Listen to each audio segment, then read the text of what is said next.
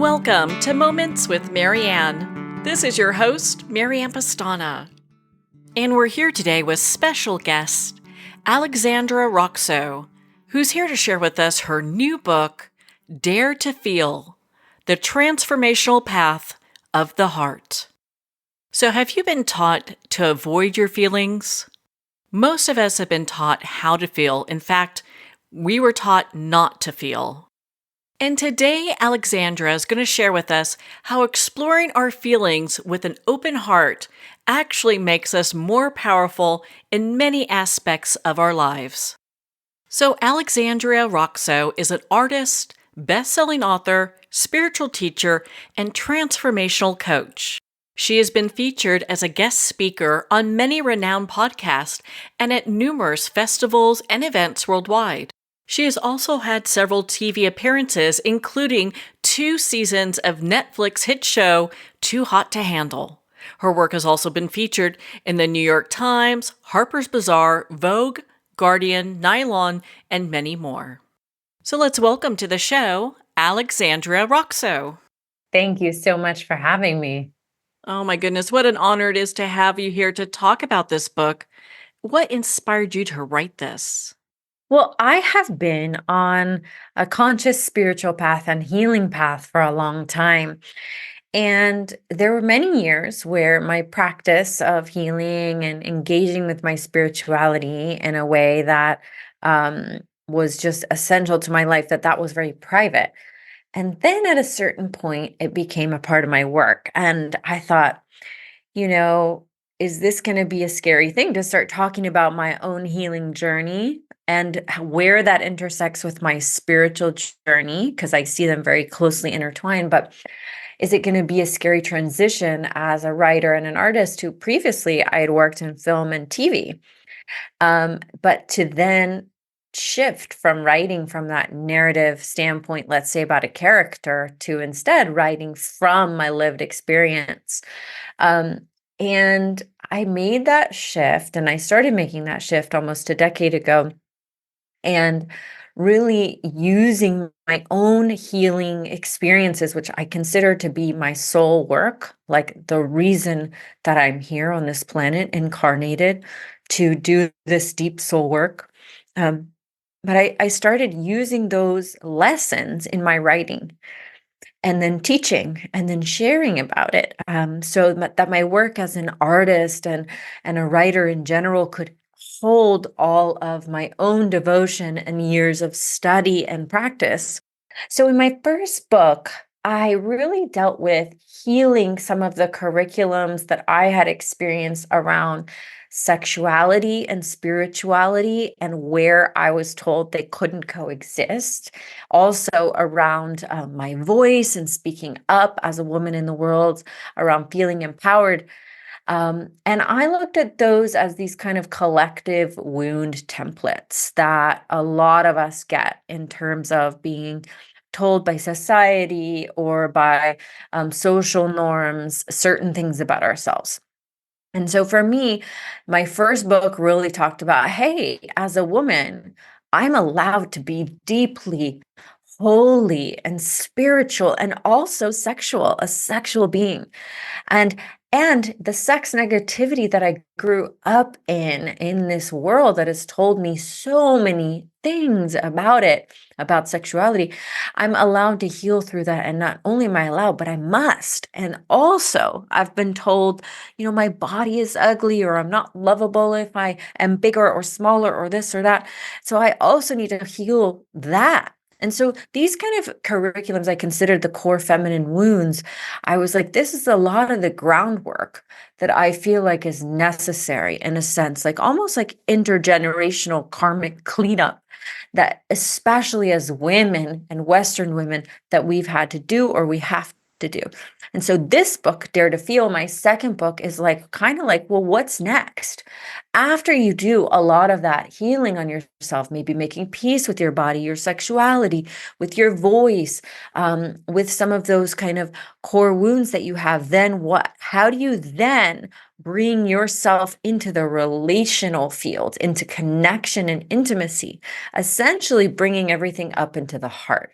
So if you look at it based on like the chakra system in yoga, the wounds of, let's say, the first, second, and third chakra would be like the wounds around your roots and your sacral center and your power center, and the curriculums and experiences and stories that reflect those places, and then bringing that all into the heart and into intimacy and connection. So this book, Dare to Feel, is really about how we show up to relationship, and that feeling and emotion and sensation is the language of connection and intimacy.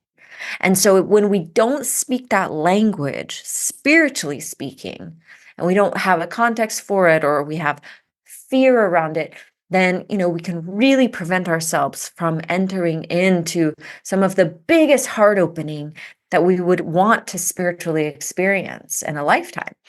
So Dare to Feel, the transformational path of the heart, is really about that journey into the heart, into the caverns of the heart, the wounds of the heart, the ecstasies of the heart, and what's there, and how do we enter into each relationship, family, friendship, romantic relationship, and feel the feelings and have the experiences and turn towards the tough conversations in order to expand. Well, thank you. I appreciate you going through that and explaining that. And it's so interesting. I think so many people have been taught to, in many ways, shut down and to not feel. So, how do they start to get to a place where they're feeling safe or feeling like it's okay to start feeling even just a little? Yeah, a lot of us, I mean, my book starts out by just talking about how as children we're taught not how to not feel emotionally and physically. We're taught to sit still, we're taught to be quiet, and a lot of that structure that is necessary. Otherwise, a society would become very chaotic. But a lot of that structure has come from real repression and repressive intergenerational behavior, right? And it's like uh, being taught to not feel as children, like to not be able to go to the bathroom, just to sit in our little chair at school, or to just not cry. Maybe someone says to you, like, you're okay, don't worry about it, but you're not okay. So you learn how to repress, or maybe you learn how to numb yourself in certain ways. And you learn that, if you eat something when you're sad, then the feeling kind of goes away. So all in all, our society, we're not really given a crash course in how to feel and how to be with a tough emotion, or how to be with a tough conversation with someone we love. And that can create a shutdown. I will say also that, intergenerationally, if you grew up in what we now call the United States, we have to look back at our ancestry and go, where did my ancestors stop feeling because they were a part of, let's say, slavery, or the genocide of indigenous peoples, or taking land from other peoples? When did they have to shut down in order to survive, right? And they couldn't really feel how potentially difficult or terrible some of the things happening were that our country was built on, if you're an American, which I am. So that shutdown goes back so far. And then we can look at that shutdown in our immediate families. How did the people that we grew up with feel their feelings, or not? Did they shut down and just drink alcohol, or work hard, or, watch more TV? Was there a safe space in the home for someone to cry, or someone to have anger without it being toxic or aggressive? So I feel like sometimes we're kind of like, babies in a way in terms of our emotional intelligence as humans. I'm like, oh wow, we really have a lot of recovery still to do. That being said, there's always exceptions. There may be families and cultures where that's not the case, where there wasn't a cultural repression or a cultural shutdown, and where there is a little bit more capacity to feel. And I also know that, we can look at just the overall global picture of the world we live in, and it's really hard to feel the truth of the suffering on the planet, or the suffering in our own homes and our families. And so that shutting down is also a self-protection mechanism at times. At times, it's actually a self-preservation mechanism, and that's okay. It's okay that sometimes we've had to shut down in order to survive. The magic comes when we come back around and we don't decide to live in that state. I understand there are just thousands and thousands of people as well that came over as indentured servants that would work years to get beyond that. So even though we don't think of them as the norm, I would offer as part of being people who are shut down ancestrally, I would also think that they would join that group as well. Yeah, exactly. Right. On that flip side, right? My experience would be my ancestors would have been, the oppressors, but on the flip side, yeah, everyone kind of who is involved in that drama triangle, if you will, has their own experience of shutdown. And so, yeah, I love that there's so much focus on healing. It's messy, but there's so much focus on healing and in mental health, and in the generations that are coming up now, in this beautiful way of just acknowledging of like, wow, we have a lot culturally and collectively to do in order to repair. It's just like a real beautiful rupture and repair cycle that I think we're all a part of in our own way. I would agree. I think families have this generational thing, if they know it or not, that they've got to work through. Yeah, yeah. So, how do people get to this place where they can start feeling safe? Because I think that's such a big thing, especially if we're going through generational trauma or personal trauma. I mean, there's so much there that I think takes a lot of courage to start stepping through. Yeah. Well, everybody's journey is so different, right? And we have to acknowledge that. And I think it's really important that there's not a one size fits all healing, right? Somebody might find this great healing through art or dance or song. Sometimes you can look back and see, like, well, what were ways in my family or my ancestry that people did heal? And I think that may be one of the rituals in my book. I can't remember all of them exactly, but I offer rituals at the end of each chapter that can help you with healing. And I do believe there's one of them that says, think about the ways that your, ancestors used to heal or to connect with the divine. And what about that could you bring into your own personal practice in order to feel some sort of a gateway in? I do think also, because I do believe that our souls are here and have been here before. So I do think that there are also ways that we feel a resonance towards different healing modalities or spiritual traditions that maybe are beyond our kind of human family, our personal family. And I would say for anyone entering into that journey, it's like just feel in your body, in your heart, what resonates with you. What feels exciting in your bones? What feels enlivening? Is it a particular yogic tradition or a particular poetry, something that feels liberating?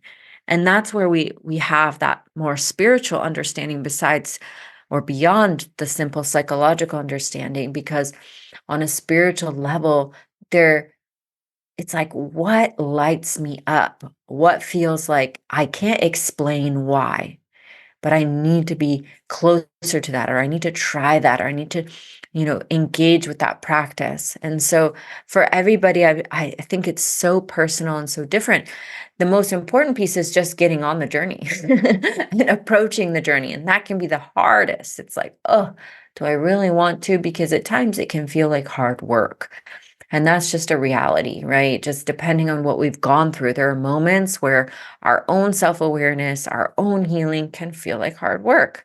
And there are moments where it can feel like such deep magic. And so it's like, don't give up. If it feels hard sometimes, it's like hang in there, because there will also be a very magical moment. So it's like, What's your gateway in? What's the door in for you? Where do you start? By feeling in your body, by noticing. Ooh, what's lighting me up? Oh, wow, that book is inspiring me. What's there? Or that teacher's voice or that music. And then follow the thread. It's like a little crumb from your soul telling you like, "Hey, come this way." So, is that the how people can start to identify what's blocking maybe them from love or blocking their heart from being open? Well, I would say that one is a little bit harder. That's basically that's part of the hard work side, which is to notice, okay, yes, I have different patterns in my behavior, or I'm noticing different patterns in my intimacy or my friendships. And how can I show up to that, whatever I'm noticing, and begin to make a change? The first step is always self-awareness. The first step is just noticing, wow, gosh, I keep dating the same type of person. Interesting. Or I hear myself repeating the same story over and over. Oh, there's no eligible guys around. They're all annoying or whatever. So noticing what it is in you that's a pattern. And that can be the hardest part for people because, it means we have to be honest with ourselves and not lie to ourselves. And that can be, pretty frightening to be that real with yourself. So you can start to pay attention to like, okay, I want to be honest with myself. I really want to look at and take full responsibility for my side of the street, for my own behaviors and patterns and how I show up in friendships and intimacy, and also to notice what's the feedback that I've received in the past from a partner, from a friend. What's the feedback that I've received? And instead of getting defensive about it, to let it be an indicator of like, oh, interesting. How can I approach this with curiosity? Not blaming yourself, right? Like I mean, I have all kinds of patterns that I've worked through, which I have looked at as these beautiful assignments. Okay, let me look at where I don't speak up because I'm afraid I'm going to lose love.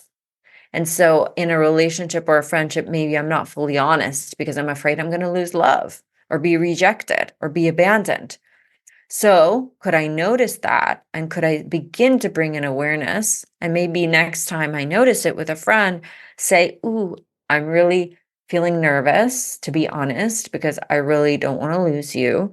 But I have to tell you ABC, right? That like I actually am upset, or that I'm feeling like I don't agree with you or whatever. So we just start to notice and make small shifts in our behavior.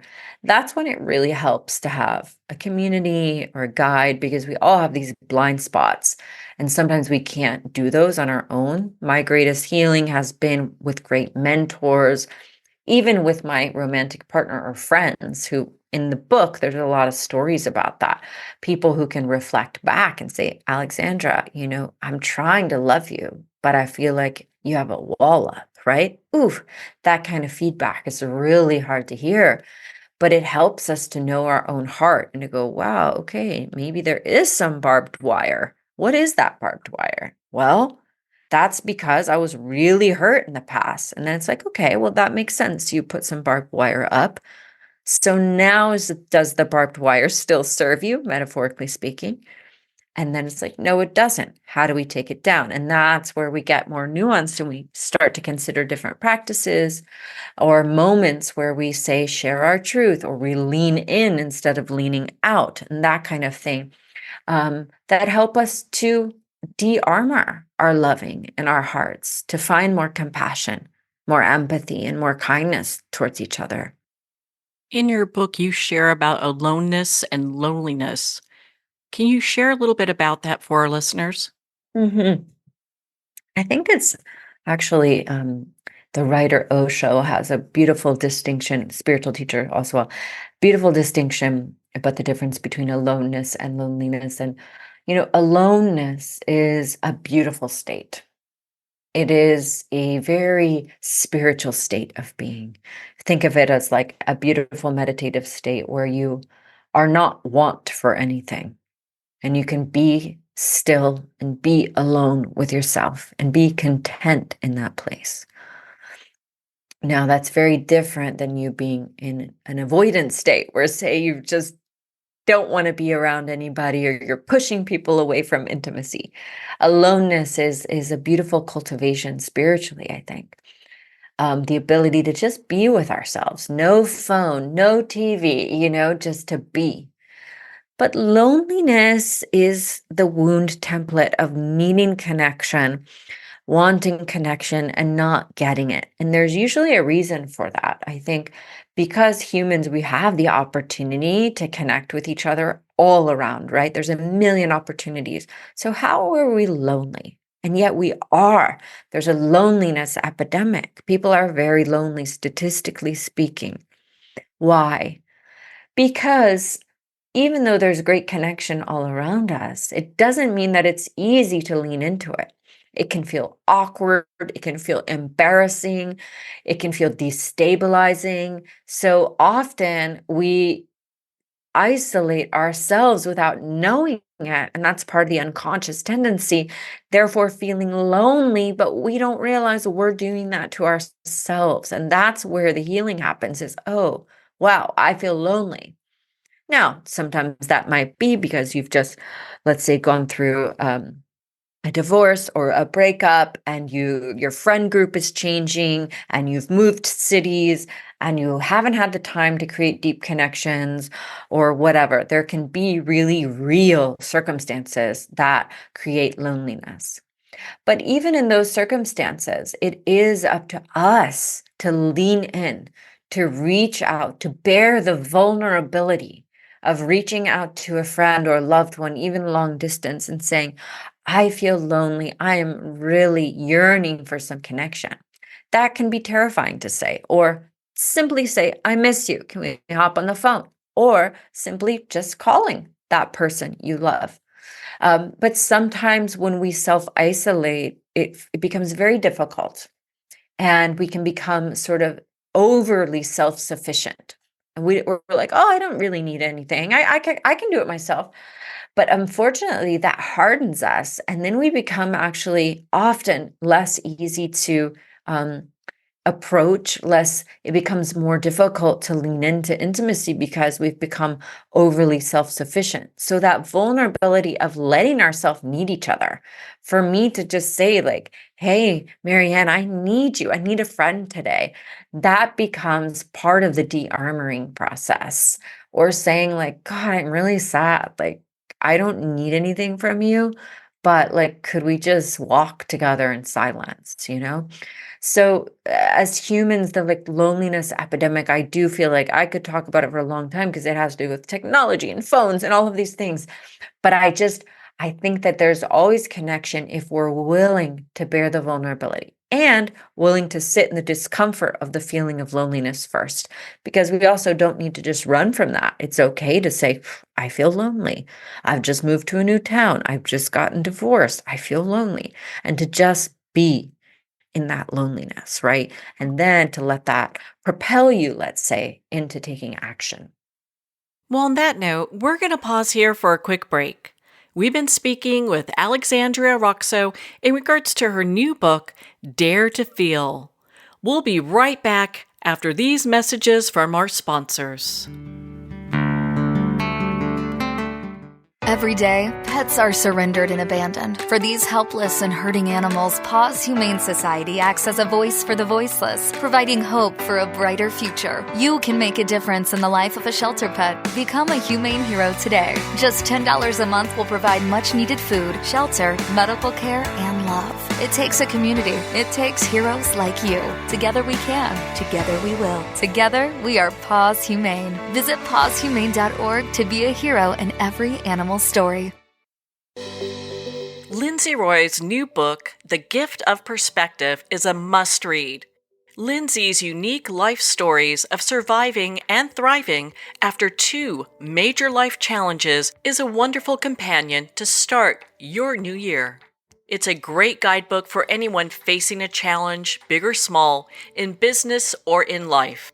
Lindsay's own stories and the anecdotes of those she met along the way help illuminate real ideas in real circumstances, drawing out reflections and actionable takeaways for all. Full of faith, grit, and humor, this book has the power to change how you see things. The Gift of Perspective is available at Amazon, or visit Lindsay's website at lindsayroy.com. Are you an actor, public speaker, or an executive telling your story over Zoom? Jean-Louis Rodrigue and Scott Weintraub's new book, Back to the Body, takes the process they use to coach top Hollywood talent like Margot Robbie, Jack Black, and Ke Huy Quan and makes it available to everyone.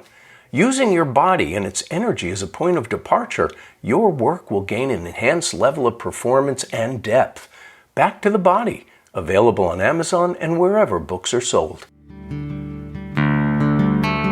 I'd like to thank Jason Eastwood at Guitarfulness for sharing his inspiring music and talent with us. His music is known worldwide for cultivating atmospheres of harmony, inner peace, and clarity. Visit Jason's website at guitarfulness.com. Join his newsletter, be part of his community, and download his music.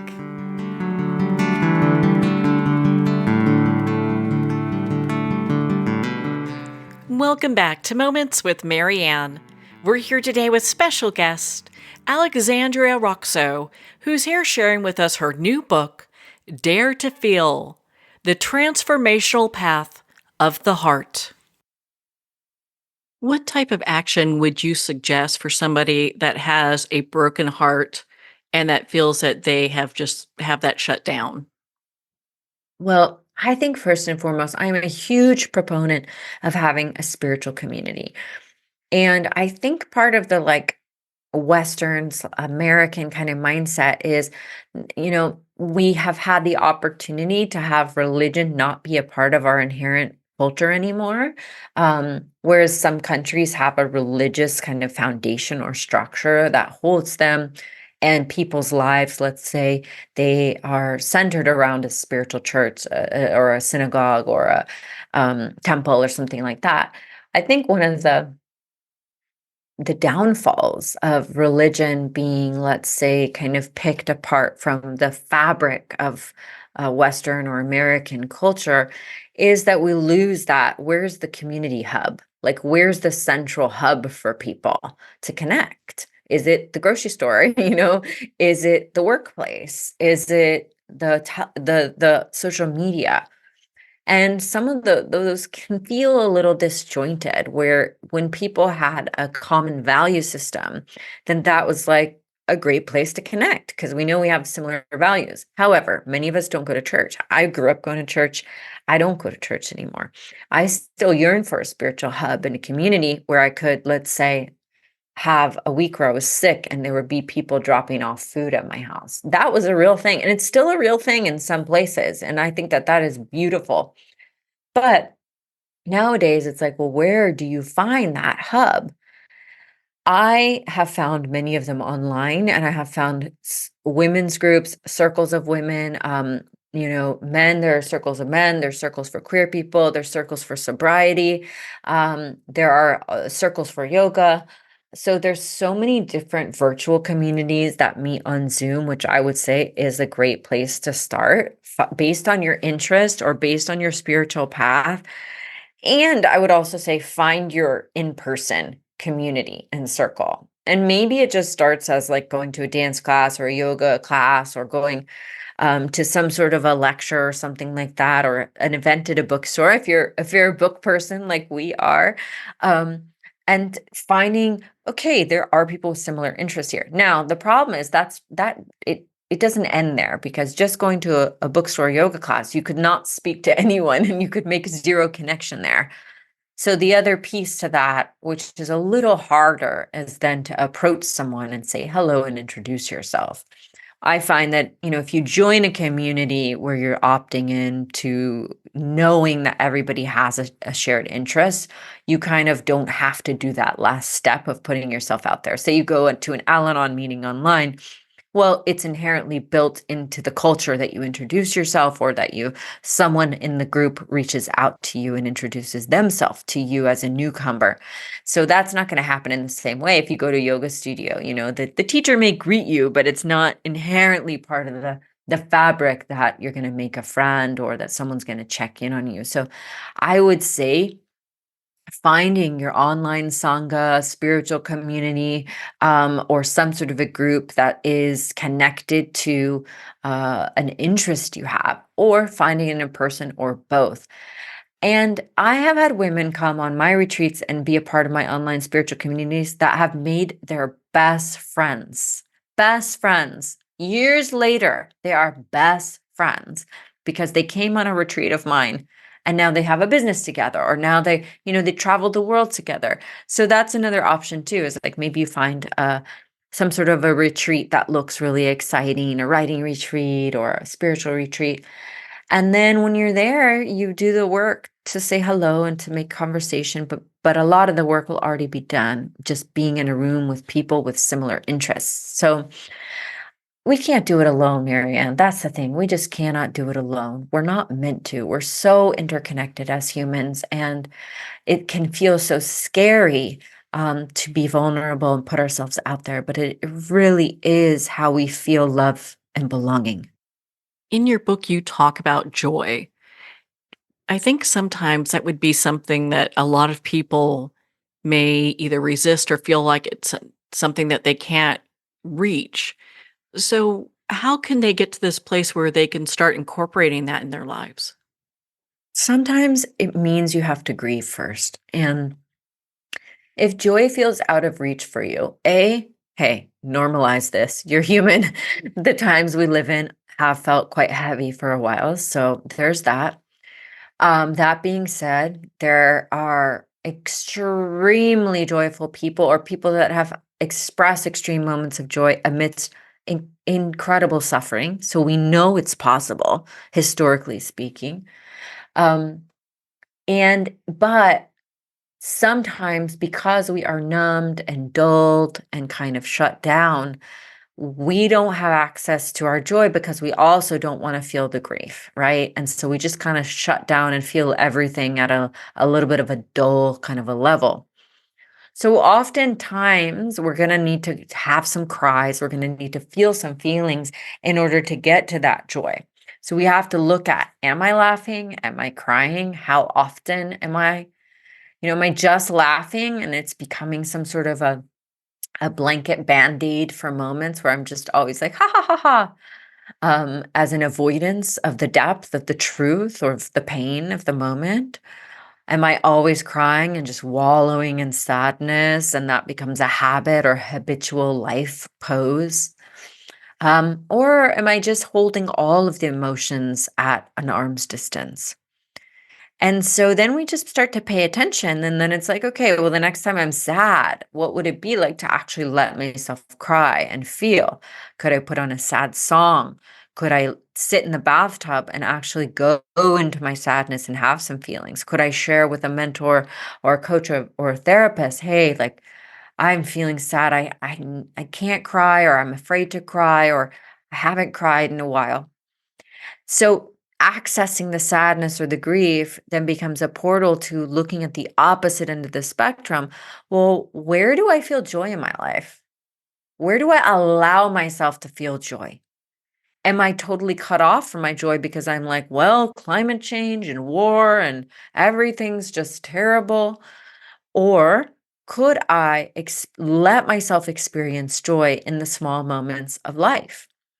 And it is a huge practice, I think, especially nowadays. What I say is start with what you know. What do you know already brings you joy, right? For me, like animals and children are so much joy, and dancing and singing, so much joy. So I know those are some of my portals to joy. So let's say I'm playing with a friend's dog. I know I'm going to have a joyful heart. Let's say I'm dancing to 80s music in the kitchen. I know there's going to be joy that's going to just spring up from me. So I have to remember those things, and I have to create moments in my life. Okay, I'm going to put on this silly music. I'm going to sing at the top of my lungs in the kitchen. I'm going to, do an at-home karaoke with my beloved, and we're going to sing songs together if that's what makes me joyful, right? Yours might be totally different, which is totally fine. You might feel an extreme joy in cooking, and you realize, God, when's the last time that I cooked for people I love, right? You might feel a joy in tidying up the house if you're one of those special people. So it's noticing what works and actually adding that into your life as your practice and saying, it's essential that I make space for this. My life depends on it. My life is so sacred and so special. And if I'm not laughing and if I'm not creating moments for joy, the joke's on me, pun intended.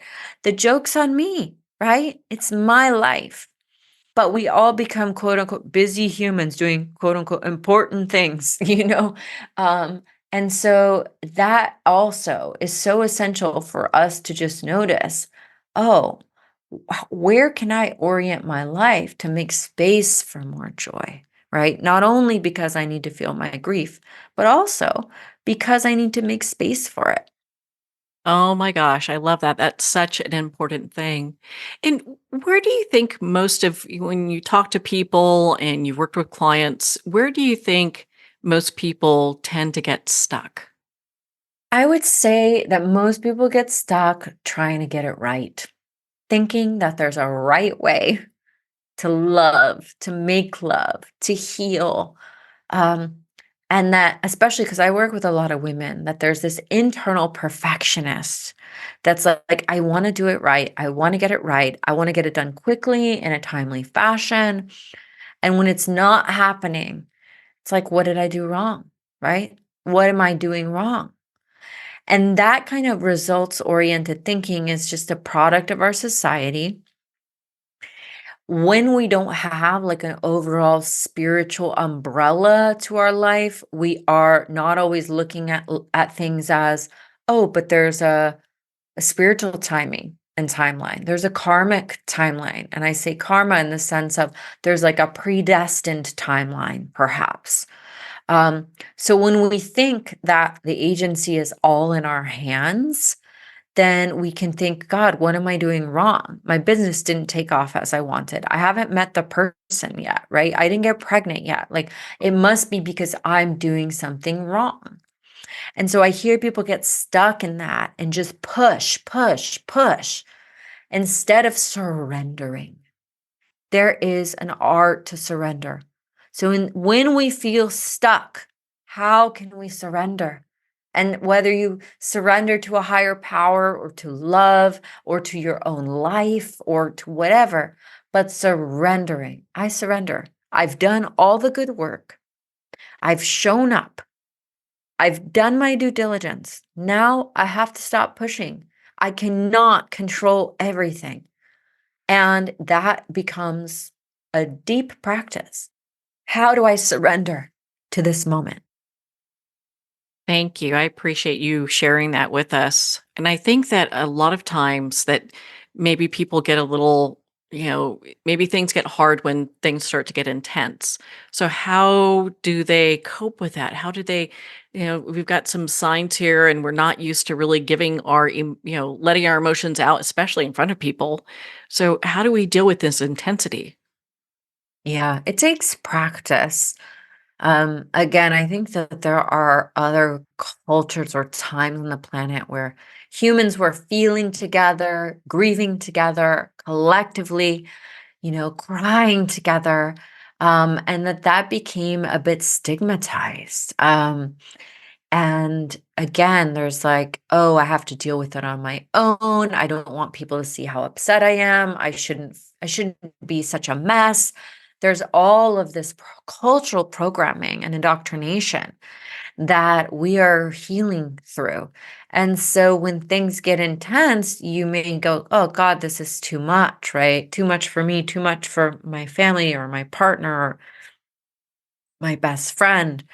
And how can you work on that? Potentially reaching out to someone who you trust and letting yourself be seen in a moment of intensity, not feeling like you have to power through alone. And maybe that is someone you pay. I've had times in my life where it is a great therapist or a coach or a mentor who sits with me in the moments of real intensity. That being said, having a few close, trusted friends, spiritual friends on the path that you can call is so wonderful. And I've had times where I felt like I didn't have those, but now I do. And having someone who, wow, I feel intense. The grief is intense. The anger is intense. The sadness is intense, whatever it is that's arising. And being able to call a friend and just be like, hey, I don't need you to fix this, but could you just listen? Because I just need to share about what's going on. Or could you come over and just sit with me? Again, that takes vulnerability and courage to be able to ask for help, to be able to let yourself be witnessed as well. And there are moments on the path where you might not want that, or it might not be appropriate for you on your journey. And you may need to just be in the bathtub with your candles and, cry on your own and curl up with a movie and have a moment where you self-regulate, on that with those big emotions and those big experiences. However, I think a lot of the healing happens when we heal together and when we have a space together. And again, that may look like a spiritual community, a women's circle, a men's circle, a place where it is actually socially acceptable, if not social, it's welcome to feel together. Those spaces have liberated me. And I highly recommend, if you've never been to some sort of a collective experience, be it a group breath work or a retreat, but a place that you feel safe to feel in community, it will be so healing for you. Do you feel that people need to do their own work on their core wounds before they start getting out there and maybe looking for relationships? No, I don't think so. I mean, there's no right or wrong way. A lot of people get married and then they're like, oh, wait, I have these patterns around my intimacy. Like I'm avoidant, or I get really anxious, or I get really jealous. So some people do that work within a marriage, within a partnership. And then some people are single and maybe they have pushed away intimacy, or they have armor up, or they haven't met the right person. And so if that's the case, why not start the work then? Why not start looking at those patterns and dive in? And there's just no right or wrong. I think the most important thing is that we're in the practice. And I don't think there's anyone out there who is immune to having patterns around your intimacy, right? I don't think anybody. I know even the teachers that I know who teach and are best-selling authors around intimacy and love, and I know some of them really personally, even they have all kinds of things that they face in their own close relationships. So it's just about showing up to it. That being said, in my life, for some reason, I found a way to, and this is another thing people do, and I was one of those people, to avoid doing my work by choosing people that I knew I didn't have to do my work with. For instance, okay, if I choose somebody who maybe I have a little bit more control or power in the relationship, then maybe they won't leave me. I won't have to deal with my wound of abandonment. And then it's like, oh, what if I create a whole life around attempting to not deal with my wound of abandonment? This is how many people live a life. I've been one of those people in moments. And so sometimes it looks like everything's groovy on the surface. Oh yeah, I'm great. I'm in a marriage, da da da da da. When inside, that person has made all of these decisions in order to avoid working on the core thing. I tell you, eventually it will come up. I really think it does. I don't think we can hide from ourselves. I don't think we can hide from these, internal curriculums. And so the sooner that we get brave enough to look at them, the better. Whether we're in relationship or whether we're looking for relationship, it's totally fine. What's important is that we're being honest with ourselves. And that takes a lot of humility to go, wow, I chose this person because I thought they wouldn't leave me. And now I feel unsatisfied in the relationship, right? Or, oh, I keep saying no to love because I'm actually terrified of intimacy because I'm terrified of being rejected. So I keep telling everyone around me, oh, I just can't meet anybody. There's no one to meet. When in truth, the world is full of billions of people. And so there's something in me that's pushing love away. Those are hard things for us to accept. They take a lot of courage and humility for us to accept.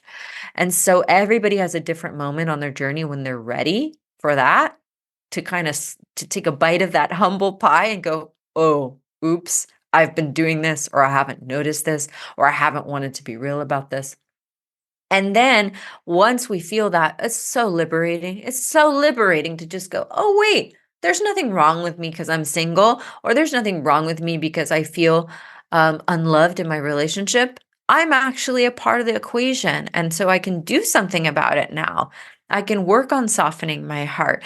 I can work on revealing myself more in my relationship. I can work on letting go of control. I can work on speaking up for myself, or whatever the pattern is. So there's no right or wrong time. Everyone listening, like, we all deserve love. We all deserve to be met deeply in love. Don't give up on it. Don't give up on it. No one is too broken or too, messed up for love. We all are incredible. And it's just a matter of us getting in there, rolling up our sleeves and being honest with ourselves and showing up.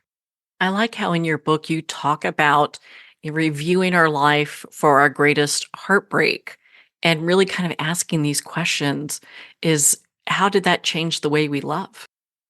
It's really important for all of us, to have the courage to look at some of our hardest moments and to feel how beautiful they were as well, even the hard ones. And I know that is really, I'm saying that relatively speaking, right? Because we all have different levels of hardships, and some of them are ones that we don't want to look at. And you can say, Alexandra, I will never look at that with any love or gratitude. And that's fine. And I talk about that in my book as well. It's like some things, that's okay. But the things that we do feel like we have the capacity to turn towards and go, you know what, that was really hard.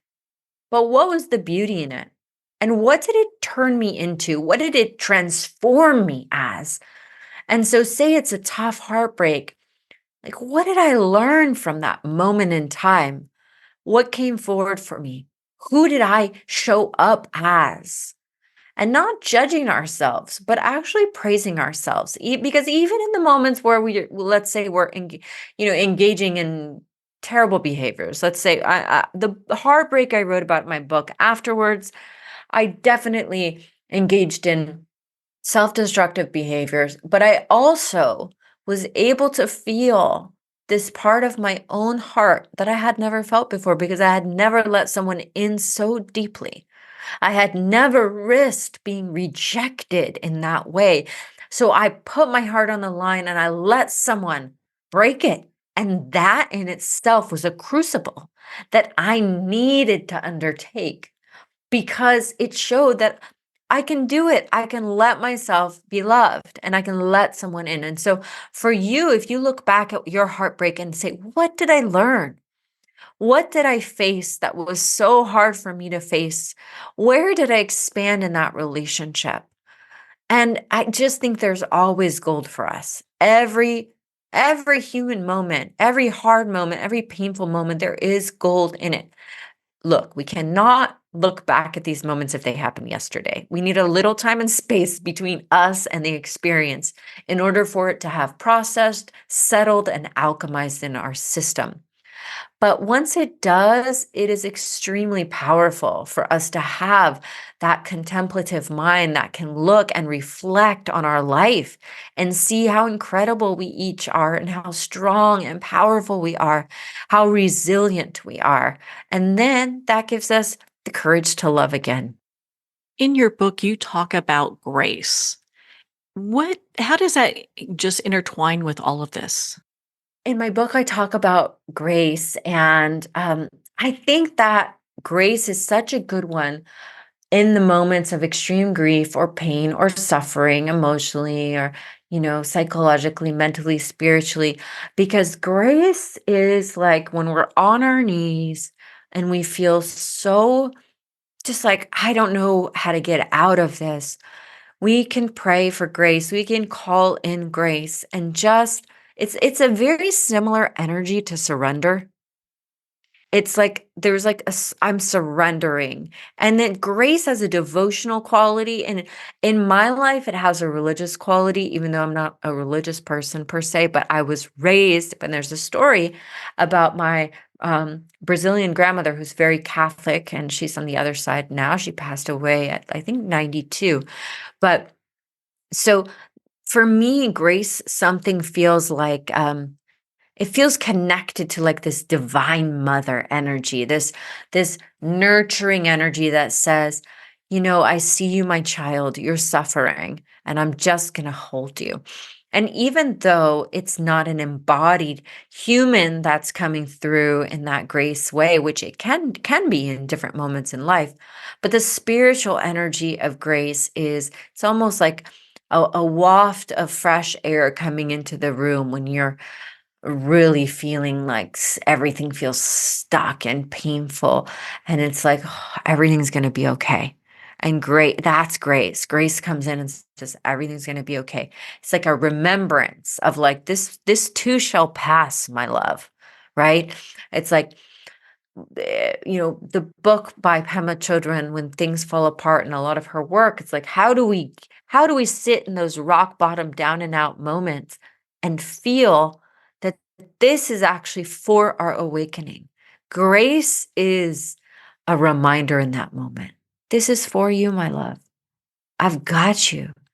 You can handle this. And so sometimes praying for grace, asking for grace, or just having a relationship with grace in your life, however that is, can remind you in a tough moment, like, this too shall pass, my love. We can do this. And it's such a sweet remembrance. At what point do people feel that they're really allowing themselves to feel love, to feel that connection with others? I mean, only you can know. Everybody's open heart looks different, right? For somebody, their like level 1 open heart is a huge stretch because let's say what they've gone through in their life or their traumas. And so even their like heart door just cracking open a little bit is huge for them. And they're like, it's a huge victory. Where someone else going from, let's say, like a level 5 to 8 might be like, oh my God, oh my God, oh my God, I've gone from like this kind of, slight openness towards love to now I'm like really open. So that particular understanding of love and how we feel love is so based on what we've experienced this life, where we've shut down, how we've shut down, what we've gone through, how we've been hurt. And in a spiritual kind of understanding, love turns into compassion when it reaches this higher state. And so there can be this relational love, interrelational love, like me and my partner, me and my child. And then there can be this very divine love that starts to enter into higher states of compassion where you're able to feel love for strangers on the street, for the world at large. And that more spiritual love, it can be a dangerous place to live in all the time, right? Like you probably think somebody was a little strange if they were always in that state. But it's also a place to aspire to. And that's where, if you look at it religiously, think of some of the teachings around, let's say, Jesus, that's how I imagine him, is he says, love your neighbor as yourself. He's just saying, love everybody, right? And that's a higher state. That's a spiritual state of love. Are we meant to be in that 24/7? No, that would be spiritual bypassing, right? If we weren't really acknowledging on the relative level, on the human level, relative being like that word relational, relative relationship, that in that relative field, well, it's not going to always be high compassion. Sometimes my heart's going to close. Sometimes it's going to slam shut because I'm angry at my partner. I feel hurt from my parent or whatever. and that is okay. For us, we want to be able to hold the nuance. Can I hold the space for an aspirational, compassionate love towards my neighbor, towards someone that's hurt me, while also acknowledging the hurt in my body, while also healing through the pain and the sorrow and the anger, not pretending that I don't have that there, because that's also just going to be lying to myself. And can I practice opening my heart to the people I love and trust a little bit more each time, a little bit more each moment we're together? Could I love a little bit deeper so that I'm not just loving in the shallows where I don't have much skin in the game and I don't have to get vulnerable and I'm in control all the time, right? That's my heart's not really on the line. Like it has a little bit of armor up. And so you start to just notice this practice. Like, is my heart open or closed to this person? Sometimes it's totally healthy for it to close. Somebody may not be safe. They may not feel good. So that's okay. You don't have to open your heart to everybody. You don't have to love everybody in that way. And at the same hand, we do want to try to hold this spiritual awareness of everyone is my brother or sister in the greater awareness. Does that mean I'm going to go up to hug everybody on the street? No, because I'm in a relative world where I have to acknowledge my own safety and my own body and who I am and what I need, etc. So on a simple level, it's like, is my heart open? How open? When have I felt it the most open? What would it be like to practice opening it a bit more with those that I trust? And so that's where that fragrant, beautiful, blossoming love lives. And we do that in practice, meditation, feeling your heart, embodied practice where you practice feeling your heart. Maybe it's working with different, there's just so many different practices that help you to learn to feel your heart so that you can have a greater awareness of when it's closed and when it's open as well. Well, Alexandra, I felt your book, Dare to Feel, was so empowering. Where can our listeners connect with you and be part of your community and learn more about your work? So my website is alexandraroxo.com. I do work with groups, one-on-one, as well as retreats. And you can find me on Instagram at Alexandra Roxo. I also have a podcast by the same name of the book, Dare to Feel, where I talk to all sorts of people about feeling. And the best thing you can do is just read this book and let me know how it lands for you. I also do the audio version, and it's full of fun stories and poems. So check out the book, and I hope you enjoy it. Well, Alexandra, thank you so much for taking the time to be on the show with us here today. Thank you for having me. Really appreciate it. Well, thank you, Alexandra. It's been such an honor to spend this time with you and to talk about your new book, Dare to Feel, The Transformational Path of the Heart. Dare to Feel is available at Amazon, Barnes & Noble, and all indie retailers. Well, we're at the end of our time today. I'd like to thank everyone for tuning in. You've been listening to Moments with Marianne, where we make every moment count.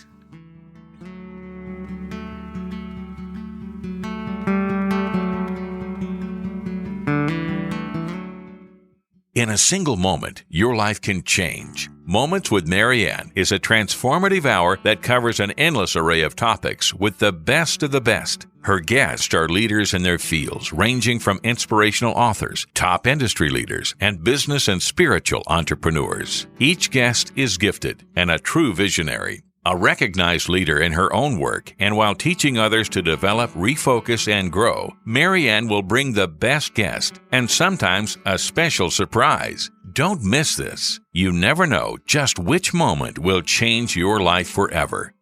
Make sure to tune in and visit momentswithmarianne.com for more information.